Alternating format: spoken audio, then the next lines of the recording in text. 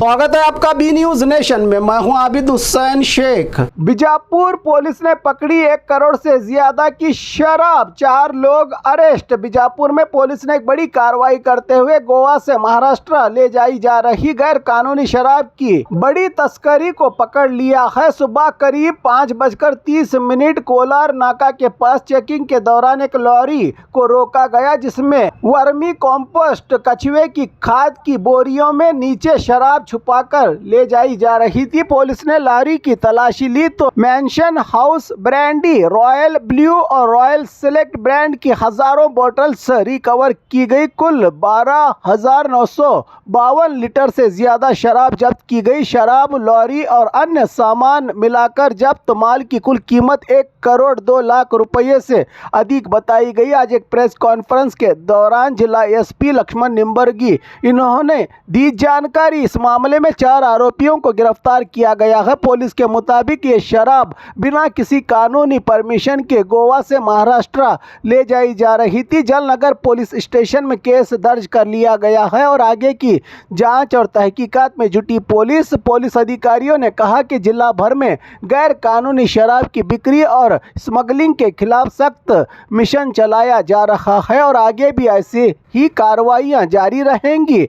खास संदेश दिया जिला एसपी ने। गैर कानूनी शराब का कारोबार सिर्फ कानून तोड़ने का अपराध नहीं बल्कि समाज और सेहत के लिए भी खतरा बन रहा है। किसी भी शक वाली गतिविधि और एक्टिविटीज की जानकारी तुरंत पुलिस को देने की जानकारी दी जिला एसपी इन्होंने। ಈಗಾಗಲೇ ಅಕ್ರಮ ಸರಾಯಿಗೆ ಸಂಬಂಧಪಟ್ಟಂತೆ ಜಿಲ್ಲಾದ್ಯಂತ ಪೊಲೀಸರು ಕ್ರಮಗಳನ್ನು ಕೈಗೊಳ್ತಾ ಇದ್ದಾರೆ.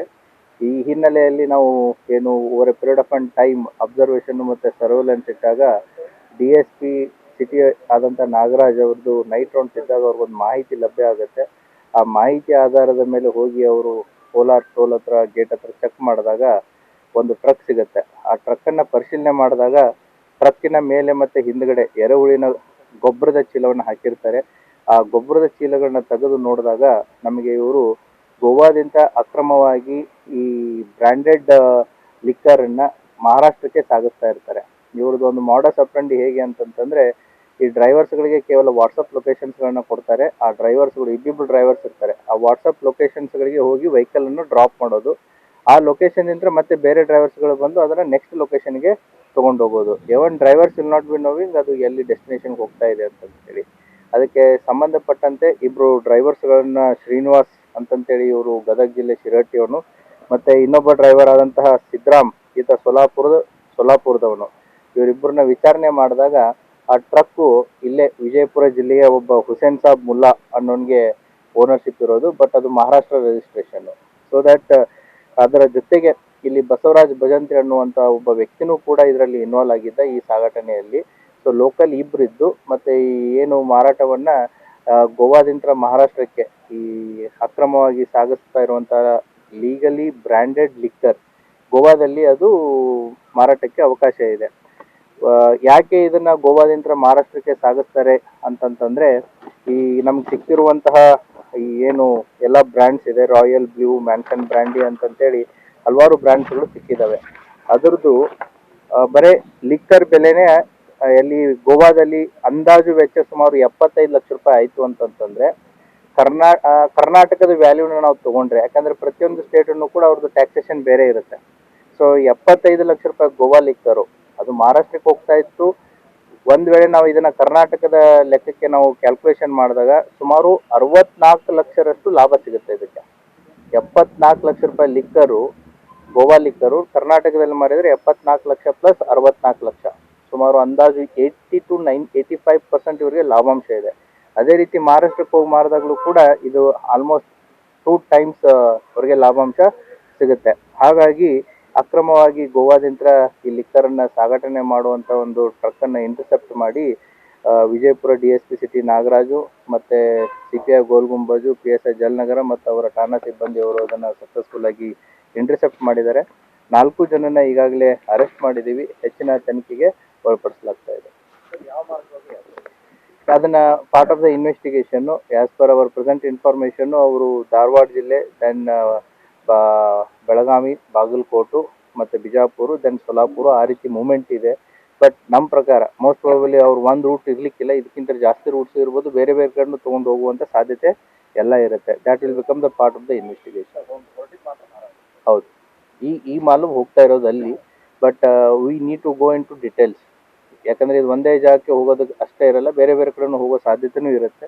ಸೊ ಅವ್ರನ್ನ ಪೊಲೀಸ್ ಕಸ್ಟಡಿಗೆ ತೊಗೊಂಡು ಫರ್ದರ್ ಇನ್ವೆಸ್ಟಿಗೇಷನನ್ನು ಕಂಟಿನ್ಯೂ ಮಾಡಿ. ನಮ್ಮ ರಾಜ್ಯದ ಒಟ್ಟು ಮೌಲ್ಯ ಇದರದ್ದು 74 ಲಕ್ಷ ಚಿಲ್ಲರೆ, ಇದು 75 ಲಕ್ಷದ ಮೌಲ್ಯದ, ಅಂದರೆ ಗೋವಾ ರೇಟಿನ ಪ್ರಕಾರ, ಗೋವಾ MRP ರೇಟಿನ ಪ್ರಕಾರ 75 ಲಕ್ಷ ಮೌಲ್ಯ ಆಗುತ್ತೆ ಈ ಎಲ್ಲ ಬಾಕ್ಸ್ಗಳದ್ದು. ಕರ್ನಾಟಕದಲ್ಲಿ ಇದು 1,36 ಲಕ್ಷ ಆಗುತ್ತೆ ಅಂದಾಜು ವೆಚ್ಚ. 1,36 ಲಕ್ಷ ಆಗುತ್ತೆ. ಬರೀ ಲಿಕ್ಕರ್ ವ್ಯಾಲ್ಯೂ ಹೇಳ್ತಾ ಇರೋದು ನಾನು. ಮಹಾರಾಷ್ಟ್ರದ ರೇಟ್ ಗೊತ್ತಿಲ್ಲ ನನಗೆ, so we have to check. Every state has a different rates. ಇದು ಟೋಟಲ್ಲು ನಮ್ಮದು ಸುಮಾರು 19, 23, 30, 48, 58, ಸುಮಾರು 61,000 ಬಾಟಲ್ಸ್ವರೆಗೂ ಆಗುತ್ತೆ ಟೋಟಲ್ ಬಾಟಲ್ಸ್ ಅಂದಾಜು. Yes, it is the total bottle size ಅದು ವೇರಿ ಇರ್ಬೋದು. ಟೋಟಲ್ ಬಾಟಲ್ ನಕಲಿ ಏನಲ್ಲ, ಇದು ಸುಮಾರು 12,952 ಲೀಟರ್ ಲಿಕ್ಕರ್ ಇದೆ ಎಲ್ಲ ಸೇರಿ. 12,952 ಲೀಟರ್ ಲಿಕ್ಕರ್ ಇದೆ.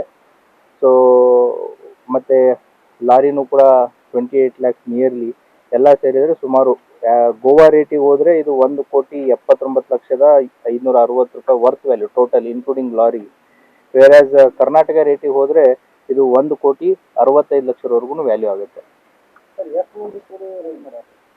DSP ಸಿಟಿ ಮತ್ತು ಅವರ ಪೂರ್ತಿ ಎಂಟೈರ್ ಜಲನಗರ ಟೀಮನ್ನು ಕರ್ಕೊಂಡೋಗಿ ರೈಡ್ ಮಾಡಿದ್ದಾರೆ. ಅದು that will become the part of investigation. ಯಾಕಂದ್ರೆ ನಮಗೂ ಕೂಡ ಇವಾಗ ಇದು ಇದೆ ಡೆಫಿನೆಟ್ಲಿ. ಯಾಕೆ ಅಂತಂದರೆ ಇಷ್ಟೊಂದು ಲಾಭಾಂಶ ಕೊಡುತ್ತೆ ಅಂತಂದರೆ 100% ಇವರು ಇದು ಫಸ್ಟ್ ಟೈಮ್ ಇರಲ್ಲ, ಮುಂಚೆನೂ ಕೂಡ ಮಾಡಿರ್ತಾರೆ. ಇವ್ರ ಥರ ಬೇರೆನೂ ಮಾಡ್ತಾ ಇರ್ಬೋದು. ಸೊ ನಾವು will go into those details. Yes, it is, ಅದ್ರ ಮೇಲೆ ಬರೆದಿದ್ದಾರೆ ಬ್ರ್ಯಾಂಡಿಂಗಲ್ಲಿ, it is sold only in Goa ಅಂತ ಹೇಳಿ.